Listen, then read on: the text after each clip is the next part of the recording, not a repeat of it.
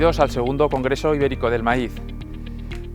En estos 2 días, más de 600 profesionales y productores tendrán un punto de encuentro para defender, para conocer la situación tan crucial pero apasionante por la que atraviesa el maíz.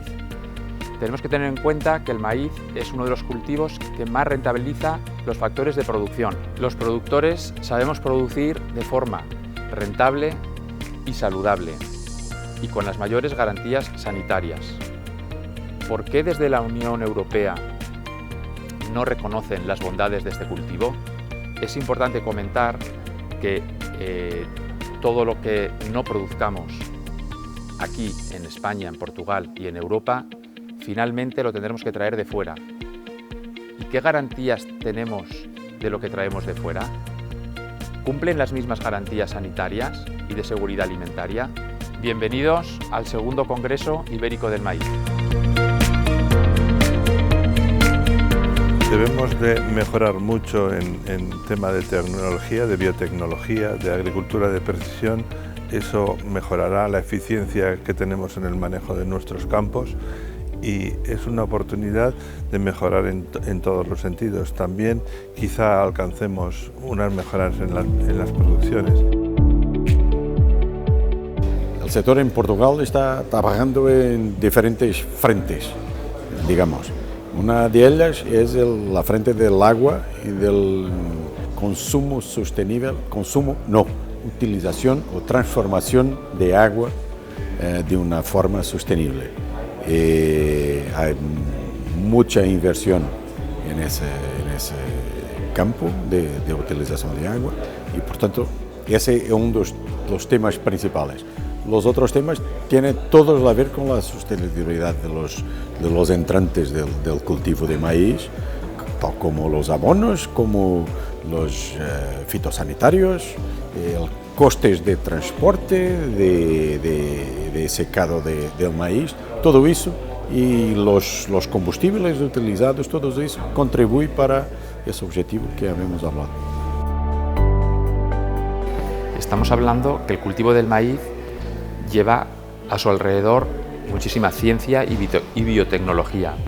El productor del maíz está muy concienciado desde hace años en producir de una forma muy respetuosa, cumpliendo la mayor sostenibilidad de cara a alimentar al mundo.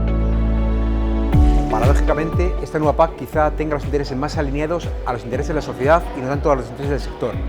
Es una PAC más verde, una PAC hecha a las demandas del consumidor europeo, pero quizá ese consumidor europeo no es consciente de que está pidiendo son exigencias a un agricultor que produce ya muy verde y que esas peticiones tienen un coste y tienen que pagarlo, ¿no? Y eso es comunicar a la sociedad que lo que está pidiendo tiene unas consecuencias en coste, es esencial.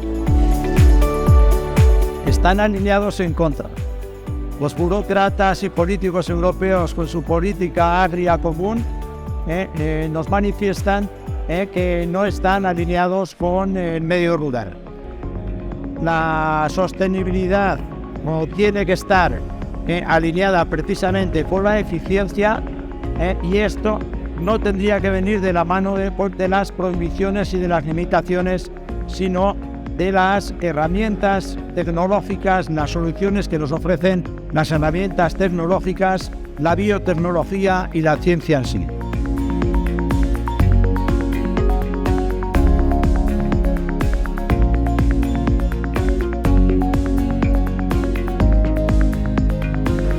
Lo que podemos aportar precisamente en este momento es la confección de la PAC, que se hace por personal especializado, por ingenieros técnicos agrícolas. Realizamos la PAC, anticipamos el cobro de esa PAC, por lo tanto tienen disponibilidad de fondos en el momento cero.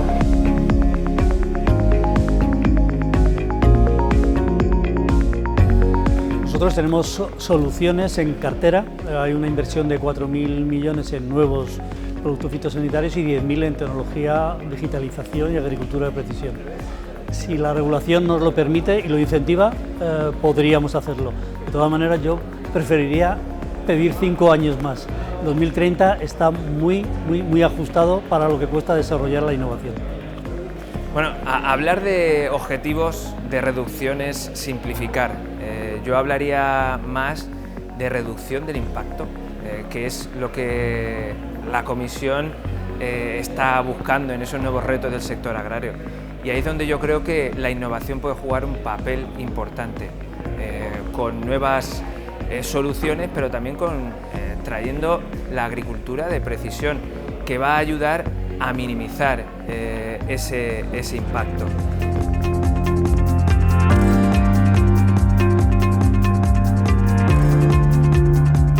Sí, ante esta situación de restricciones reglamentarias, por supuesto que se tendrán que adaptar. Tendremos que adaptar no solamente los agricultores, sino que también las empresas. Y en ese sentido creo que el sector agrícola en general y el de maíz en particular tiene larga experiencia en adaptarse a diferentes condiciones, nueva aparición de plagas, nueva aparición de enfermedades, nueva aparición de malas hierbas. Bueno, el reto que nos planteamos para 2030, los objetivos del Green Deal son enormes y creemos que hay posibilidad de llegar a ellos. Sin embargo, también es posible que necesitemos algunos años más, ¿no? ¿Será posible conseguir las mismas producciones de maíz con un 50% menos de fitosanitarios? Es posible. Bayer en este caso está trabajando mucho con la agricultura variable. La única forma de llegar a los objetivos Green Deal de 50% menos de fitosanitarios, 20% menos de fertilizantes, será mediante la agricultura variable.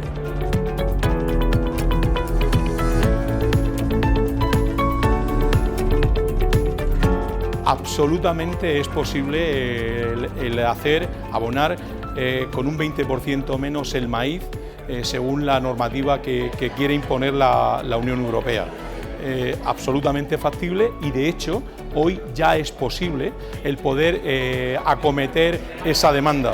De hecho, desde DIMAC Agroespaña llevamos mucho tiempo buscando esa reducción de la aplicación de fertilizante, aprovechando el concepto de abonar y nutrir. Es decir, nosotros pretendemos que la distancia que hay entre el abonado y la nutrición se lleva a cabo con una máxima eficiencia del fertilizante. Si hacemos que la planta asimile más fertilizante, obviamente estamos contaminando menos. Por lo tanto, es factible, pero no queremos quedarnos solamente aquí. Podemos ir mucho más allá. Tecnologías innovadoras, tecnologías punteras, donde evidentemente lo biológico va a tener un valor muy importante en el futuro, de cara sobre todo a la fertilización nitrogenada. Sí, bueno, más que hablar de una cifra de un 20%, lo que tenemos que hablar es que tenemos que reducir las pérdidas de nutrientes, utilizando fertilizantes que sean más sostenibles. Ahí tendremos que partir de hacer un buen análisis de suelo, análisis de agua, análisis de hoja, para poder controlar todos los parámetros y poder establecer un balance de nutrientes. Y, lógicamente, utilizar una fertilización que sea la más eficiente y la más sostenible posible. Debe serlo porque tenemos un camino marcado claramente en el que tenemos que sumarnos todos.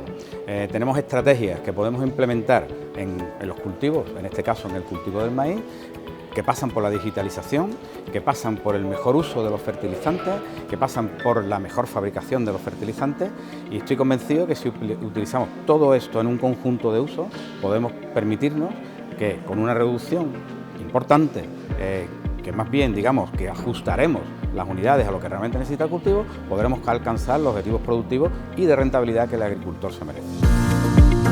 La respuesta es sí, y hay muchas empresas del sector de fertilización que, quitando los fertilizantes convencionales, van a aportar soluciones de fertilizantes especiales que mejoren la rentabilidad y la sostenibilidad del cultivo. Y desde el punto de vista Forgasa, nosotros tenemos la planta más eficiente y más sostenible de fabricación de fertilizantes de toda Europa. Y tenemos una materia prima, que somos los mayores productores, que es la leonardita, que ayuda a mejorar la eficiencia de uso del fertilizante y a regenerar el suelo en un solo granulito, en un solo producto. Y con ello conseguimos disminuir el aporte de unidades fertilizantes, aumentando incluso la productividad del cultivo de maíz. La eficiencia se busca en diferentes puntos. Uno, en la parte del nitrógeno, el fósforo y el potasio. Empezaremos de menos a más. En la parte del potasio, pues lo que estamos buscando es cómo poder optimizar ciertas materias primas de la bioeconomía circular para que seamos capaces de vehicularlas a esto, hasta ese punto, os puedo decir. En la parte del fósforo, más de lo mismo, de manera que casi un 25% de esas materias primas no dependen de la importación de las minas de terceros para poder hacer. Esto lo único que beneficia es poder dar una competitividad que transferimos al agricultor, porque nuestro objetivo es que al agricultor se haga la cuenta. Por la parte del nitrógeno, que suele ser la más, en este caso, de las unidades, en el caso del cultivo del maíz, de la zona que estamos, que hay una mayor implementación, pues van en dos partes. Una, la primera, es ayudar a los agricultores a interpretar, por un lado, el tema de los suelos, porque posiblemente, analizando bien los suelos, somos capaces de optimizar el abonado. En segundo lugar, el agua de riego es fundamental. Gran parte de los riegos están en lo que llamamos zonas vulnerables, que tienen contenidos en nitrógeno suficiente, en muchos casos, para poder sustituir parte del agua de riego.